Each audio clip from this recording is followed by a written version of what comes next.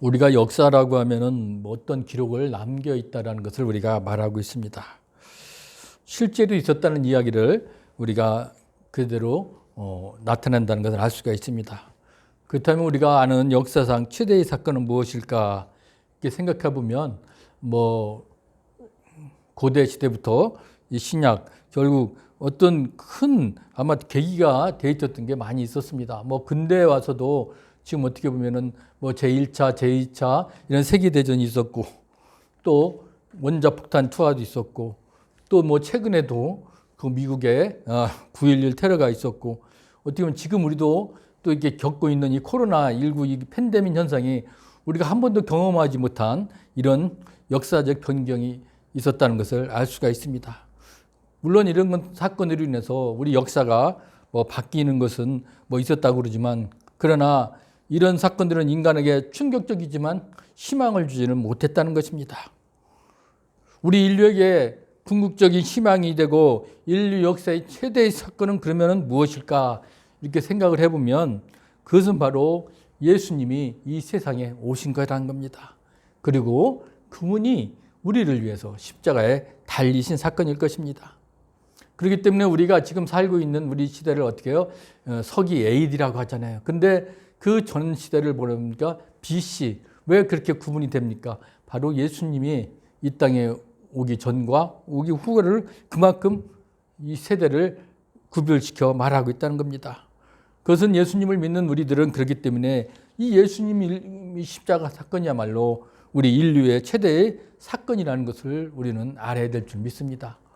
예수님이 십자가에 달리신 사건, 우리가 이제 앞으로 고난주간에 그 고난의 길을 가신 주님의 길을 우리가 묵상하지만 이제 십자가 위에서 과연 그러면 예수님이 어떤 고난을 당하셨는지 우리가 오늘 본문을 통해서 주님이 당하신 그 길을 우리가 오늘도 다시 한번 묵상해 보며 같이 동참하기를 주님의 이름으로 부탁합니다. 예수님이 오늘 본문의 배경을 보면 빌라도 앞에서 재판을 받았습니다. 빌라도는 예수님을 놓아주고 싶었어요. 그런데 유대인들이 오히려 어떻게 해요? 예수님을 오히려 더 놓아주는 것을 반발한 겁니다. 그래서 예수님을 어떻게 해요? 십자가에 못 박으라고 아주 강력하게 항의를 한 겁니다. 그래서 빌라도는 예수님을 채찍질하면서 유대인에게 넘겨주고 죄를 저지른 바라바를 어떻게 놓아주기까지 했어요. 그런데 이제 예수님은 십자가에 못 박으려고 군인들이 이제 끌고 가는 것입니다. 예수님을 이제 그 골고다 언덕까지 그 십자가를 지고 이제 걸어가게 하는 거예요. 그 걸어가는 그 길에 오늘 본문에 보니까 누가 만나게 됩니까? 21절에 아침 알렉산더와 루포의 아버지인 쿠레네 사람 시몬이라고 오늘 이 시골로 온 사람이 지나가고 있었다는 것을 알 수가 있습니다. 쿠레네 사람 시몬이 그 곁에서 보고 있었다는 겁니다. 그는 알렉산더와 루포의 아버지라고 그래요. 군인들이 시몬을 잡아서 억지로 예수님의 그 십자가를 지었는데 그리고 그 예수님을 끌고서 어떻게 지금 그 골고다로 가고 있는 중입니다. 사실 예수님은 하나님의 아들이었습니다. 당신의 능력이 왜 없습니까? 있었잖아요. 아니 그 아픈 자들도 치료하고 죽은 사람도 살리는데 예수님이 이것 하나 십자가에서 메고 가는 거 그거 하나 못하겠습니까? 팽개칠 수 있어요. 그러나 예수님은 어떻게 그냥 그 고통의 십자가를 묵묵히 지셨다는 겁니다. 왜 그랬을까? 바로 예수님은 고통의 십자가를 지신 것이 바로 아버지가 자기에게 준 사명이기 때문임을 알았다는 겁니다. 그렇기 때문에 우리는 사명을 감당하려면 고통이 따르다는 것을 우리가 다시 한번 느끼게 되는 기도 합니다. 예수님은 이런 고통을 무릅쓰고 사명 감당하고 그는 그 길을 가셨다는 겁니다. 우리들이 죄를 다 용서받고 구원의 길이 열리는 그 길을 주님이 묵묵히 가신 겁니다. 그런데 오늘 우리가 알다시피 본문에 등장한 시몬이 등장을 한 겁니다. 그 주님이 가신 그 고통의 길에 누가요? 조금이나마 동역하는 그리고 그 고통에 그 같이 참여하고 도와주는 그런 조력자가 있었는데 그게 바로 시몬임을 우리가 알 수 있게 됩니다. 어떻게 보면은 이 시몬은 구경하다가 어떨결에 우연히 십자가를 지게 되었습니다. 그는 예수님이 지시는 사명의 십자가를 거들게 된 거죠. 어떻게 보면은 이 시몬은 우연이었지만 예수님을 도운 멋진 참여였고 또 사명의 조력자가 되었다는 것을 우리가 알 수가 있습니다. 우리도 주님은 그 십자가의 고통의 그 길을 묵묵히 가셨고, 또 시몬이 그는 그 동역자로서 같이 그 길을 고난의 조력자가 되어서 동참한 모습을 보면서 우리도 주님이 가신 그 십자가의 길에 이 시몬처럼 우리도 늘 사명을 감당할 수 있는 조력자로서 우리도 감당해야 되지 않겠나, 그런 생각을 하게 되는 겁니다. 오늘 군인들은 예수님께 십자가를 지어서 이제 억지로 골고다까지 오르게 돼요. 그야말로 힘이 듭니다. 땀도 납니다. 목도 마릅니다. 입이 탑니다. 군인들은 예수님을 위하는지 혹은 빨리 끌고 가려고 했는지 예수님에게 뭐래요? 포도주를 건넵니다. 목이 타들어갈 때 여러분 물 한 잔만 있어도 어때요? 살 것 같잖아요. 아마 큰 힘이 될 것입니다. 그런데 이 모략을 탄 포도주 한 잔이면 아마 고통도 잊을 수가 있을 것인데 주님은 어떻게 했습니까? 그 모략을 탄 포도주를 주었으나 예수께서 받지 아니하시더라. 예수님은 어때요? 그 포도주를 받지 아니하셨다는 겁니다. 여러분 잠시 고통을 잊는다고 해서 그 고통이 완전히 사라지지가 않습니다. 또 군인들이 비웃듯이 인심을 쓰는 것에도 좋아해서도 안 될 것입니다. 우리는 본인의 사명을 장악하고 자신의 자존심을 지키려면 아주 작은 잠시의 호의를 어떻게 해요? 거절해야 된다는 겁니다. 그렇지 않으면 온갖 비난과 억측이 또 날아오기 때문인 것을 우리는 알아야 됩니다. 그렇기 때문에 예수님은 그 십자가의 고통을 당하면서도 어떻게 해요? 자신의 명예와 그리고 자존심을 지키셨다는 것을 우리가 알 수가 있습니다. 여러분 우리가 의로운 고통을 당하게 되면 잠시 좀 고통을 면해보려고, 아니면 내가 잠시라도 내가 쉬고 싶다고 하면서 어떻게 우리는 좀 타협할 수도 있잖아요. 그런데 오늘 그것이 악한 사람과 타협을 하면 결국 의로운 일의 중요성이 어떻게 해요? 삭감된다는 것입니다. 그렇기 때문에 사람들은 어떻게 해요? 늘 그런 사단의 유혹들이 있는 거예요. 의로운 일을 하는 사람들에게 가만히 있지 않잖아요. 악한 마귀들이 막 틈타는 거예요. 네가 뭐가 잘났냐? 너 좀만 참으면 되잖아. 뭐 이렇게 하면 되잖아. 여러 가지 유혹과 시험이 다가온다는 것입니다. 그렇기 때문에 의로운 사람들이 결국 그 꽃들이 하나가 잘못 잡혀가지고 어떻게 해요? 큰 일을 망치게 되기도 하는 것입니다. 그렇기 때문에 우리는 의로운 일을 하고 의로운 고통을 당할수록 어떻게 해요? 자신을 더 다잡아야 되는 겁니다. 절제도 해야 되고요. 조심도 해야 됩니다. 그런 영적인 민감성을 가진 그런 마음으로 우리가 살아가야 된다는 겁니다. 우리가 주님의 일을 감당한다고 하면서도 우리들 안에 그런 유혹과 시험이 닥쳐올 때 있어요. 그럴 때 오늘 주님이 그 무력탄 포도주를 거절했던 이유를 우리가 상기시키면서 우리가 어떤 고난과 힘든 상황이 있을지라도 우리가 그걸 이겨내야 됩니다. 그 유혹에 넘어가서는 안 된다는 것입니다. 주님은 우리에게 의로운 자로서의 우리가 그 사명의 길을 우리가 가기 위해서는 어떤 우리를 무너뜨리려고 하는 그런 것들로 인해서 우리가 무너지지 않냐고 좀 더 영적으로 깨어서 우리가 민감성 있는 그런 마음을 가지고 우리가 나아갈 때 주님이 가신 그 길을 우리도 순종하며 같이 나아가야 될 줄 믿습니다. 오늘 24절에 보면 십자가에 못 박고 그 옷을 나눌세 누가 어느 것을 가질까요? 제비를 뽑더라 그랬습니다. 아마 군인들은 예수님을 십자가에 못 박았는데 예수님이 옷을 가지려고 제비를 뽑았다, 이렇게 오늘 말하고 있습니다. 아마 다른 복음서도 보면 예수님이 옷을 갖기 위해서 제비를 뽑는 것은 예언자의 예언을 이루는 것, 다른 복음서를 보면 예수님이 옷을 갖기 위해 제비를 뽑는 것은 예언자의 예언을 이루는 것이다, 그렇게 말하고 있기도 합니다. 그런데 제3시가 되어 십자가에 드디어 못 박으니라. 예수님은 제3시에 십자가에 못 박이셨습니다. 근데 그 십자가 위에 죄표가 있는데 그걸 오늘 뭐라고 써붙이라고 그랬습니까? 그 위에 있는 죄표에 유대인의 왕이라 썼다라고 기록되어 있습니다.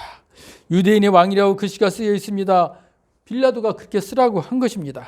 유대인은 이 글귀에 대해서 불편하게 생각했을 것입니다. 그러나 빌라도의 조롱삼아 쓴 글귀가 사실을 의미하였습니다. 왜? 예수님은 유대인의 왕으로 오셨다는 것을 알 수가 있습니다. 유대인뿐만 아니라 이미 예수님은 모든 인류를 위해서 죄에서 구원하는 그런 왕으로 오셨다는 것을 알 수가 있습니다.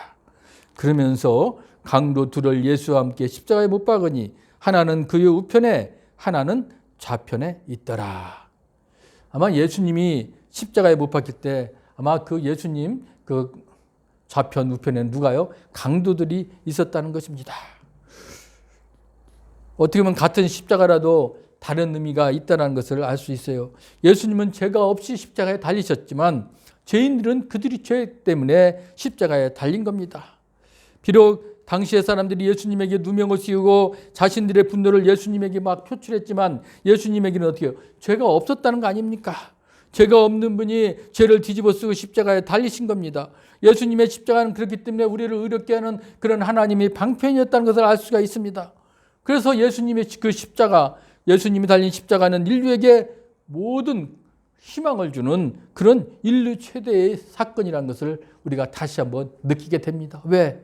그분은 죄가 없으신 분이라는 것을 분명히 알기 때문인 거예요. 예수님이 십자가에 못 박히신 사건을 통해서 그분은 죄가 없이 의로우신 분으로 우리를 위해서 그 일을 감당하셨다는 것입니다. 이제 29절을 이해해 보면 지나가는 자들은 자기 머리를 흔들며 예수를 모욕하여 이르렀습니다. 아, 성전을 헐고 사흘에 짓는 자여, 내가 너를 구원하여 십자가에서 내려오라 하고, 예수님이 십자가에 달리신 거 보고 사람들은 뭐라고 한마디씩 하는 거죠. 야, 아마 십자가의 의미를 모르는 사람들은 아마 십자가에 달리신 거죠. 죄가 있어도 저 십자가에 달렸겠지. 그러면서 다행히 죄인이라고 아마 얘기했을 것입니다. 그러면서 뭐 옛날에는 뭐 능력도 있었다는데 그러면 한번 능력을 해보라고도 조롱하게 되는 것입니다. 아마 예수님이 과거의 한 말을 기억해내며 그대로 한번 해보라고 하는 것입니다. 지나가는 사람들이 소개를 아주 가로지르면서 예수님께 말한 거예요. 너 성전을 헐고 사흘 만에 짓겠다고 말한 사람이면 십자가에서 내려오는 거 아무것도 아니잖아. 한번 네가 내려와. 그리고 모욕을 하는 겁니다. 왜? 너는 그런 능력이 있잖아. 네가 스스로 구원해 보라고 그렇게 다그친 겁니다. 대제사장들과 그 당시 서기관들은 합세하면서 이 예수님을 이렇게 희롱했다는 것을 알 수가 있습니다. 그래서 또 뭐라고까지 합니까? 31절에 그와 같이 대제사장들도 서기관들과 함께 희롱하여 서로 말하되 그가 남은 구원하였으되 자기는 구원할 수 없도다. 아마 십자가에 달린 그 저 사람이 남을 구원한다고 하면서 왜 너는 네 스스로 너를 구원하지 못하느냐. 아마 그렇게 얼마나 조롱하고 있습니까? 그것뿐이니까 또 32절에 보면 이스라엘의 왕 그리스도가 지금 십자가에서 내려와 우리가 보고 믿게 할지어다 하며 함께 십자가에 못 박힌 자들도 예수를 욕하더라. 네가 이스라엘의 왕 바로 그리스도로 왔다면 지금 당장 내려오라는 겁니다. 그리고 와서 어떻게 해요? 네가 대단한 사람이라며 한번 보여줘봐. 그렇게 그들이 희롱을 한 것이죠. 아마 예수님의 자존심을 긁어서라도 어떻게든 그 십자가 사명을 포기하게 만들고 싶었던 겁니다. 예수님이 십자가에서 내려오면 예수님이 그리스도의 심을 혹시 믿을 수도 있으니 그렇게 해보라는 것입니다. 이런 말은 마귀가 예수님을 향하여 우리가 했던 것이죠. 네가 하나님의 아들이면 뭐라고요? 돌을 떡으로 만들려고 한 그런 얘기가 있었잖아요. 그만큼 이 대제사장과 서기관들은 지금 예수님을 시험하는 그런 마귀들의 수준에서 말하고 있다는 것을 알 수 있습니다. 예수님이 양편 십자가에 달린 사람들도 예수님을 욕했습니다. 우리가 이 광경을 보면서 사명을 감당한다는 것이 쉬운 일이 아니구나. 희롱과 그다음에 어떤 조롱도 어떤 모욕도 다 당한다는 것을 알 수가 있습니다. 쉽게 이루어지는 것이 아니라는 것이죠. 오늘 예수님은 그런 힘들고 어려운 그런 십자가의 길을 가시면서 조롱과 모욕과 그리고 시험을 다 당하셨다는 겁니다. 그만큼 사명을 감당한다는 것이 쉽지 않다는 것을 우리가 오늘 다시 한번 느끼게 되는 겁니다. 그렇기 때문에 여러분 오늘 예수님은 그 십자가의 고통을 당하셨고 그리고 그 십자가의 길이 얼마나 고통스러웠던 일인지 그래서 그 골고다에 가는 그 십자가의 그 무거운 짐을 스스로 지셨고 그리고 십자가에 달리실 때 그 목이 말랐지만 포도주도 다 거절하고 옷이 찢기고 그리고 결국 그 강도들과 똑같이 십자가에 달렸었습니다. 그러나 주님은 어떻게 해요? 죄가 없으신 분이었습니다. 같이 십자가에 달렸지만 죄가 없으신 분은 오직 예수 그리스도 주님밖에 없었다는 것입니다. 그러면서 그 주님이 당하신 그 조롱과 모욕을 그는 다 몸으로 느끼고 당하신 겁니다. 아마 십자가에 달리신 예수님이 몸과 마음과 이런 생각들이 다 얼마나 많은 마음의 자존심과 그런 고통을 당했는지를 우리가 다시 한번 느끼게 되는 것입니다. 이제 주님이 달리신 그 십자가의 그 고통의 길을 우리가 오늘도 다시 한번 생각해 본다면, 여러분, 우리가 살아가는 삶에 있어서도 우리가 행해야 되는 십자가의 길은 무엇일까요? 그 십자가의 길이 어렵고 힘들고 고통스러운 순간이 있을지라도 우리는 낙심해서는 안 될 줄 믿습니다. 그리고 반항해서도 안 될 것입니다. 왜? 내가 가야 될 그 십자가의 길을 우리는 순종하며 나아가야 되는 것입니다. 왜? 우리를 위해서 십자가에 지신 그 주님이 그런 고난에 당하시고 그리고 그가 그런 힘들고 어려운 길을 가신 것처럼 오늘 우리들에게도 그런 힘들고 어려운 상황이 있을지라도 우리가 인내하고 신앙과 용기를 가지고 우리가 나아가야 될 줄 믿습니다. 희롱을 당하고 모욕을 당할 수도 있습니다. 그래도 우리는 어떻게 해요? 우리가 꿋꿋하게 그 십자가의 길을 우리가 갖고 따라야 된다는 것을 오늘 이 주님이 몸소 보여주신 것을 통해서 우리도 느끼길 바랍니다.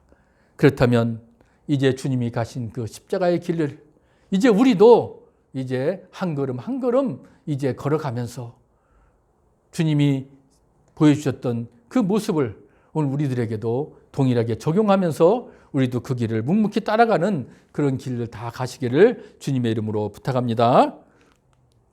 살아계신 아버지 하나님 감사합니다. 자비하신 주님, 주님께서 저희들을 위해 십자가를 지시고 골고다 언덕길을 올라가셔서 그 마침내 십자가에 달려 피를 흘리셨습니다. 이제 이 인생길을 우리가 갈 때도 우리도 가는 이 십자가의 길을 우리가 다 집니다. 저희들로 하여금 낙심하지 말고 포기하지 않고 반항하지 않고 오직 주님의 그 모습을 바라보면서 신앙과 인내와 용기로 주님의 뒤를 쫓을 수 있는 은혜를 허락하여 주시옵소서. 감사하며 예수 그리스도의 이름으로 기도드리옵나이다. 아멘.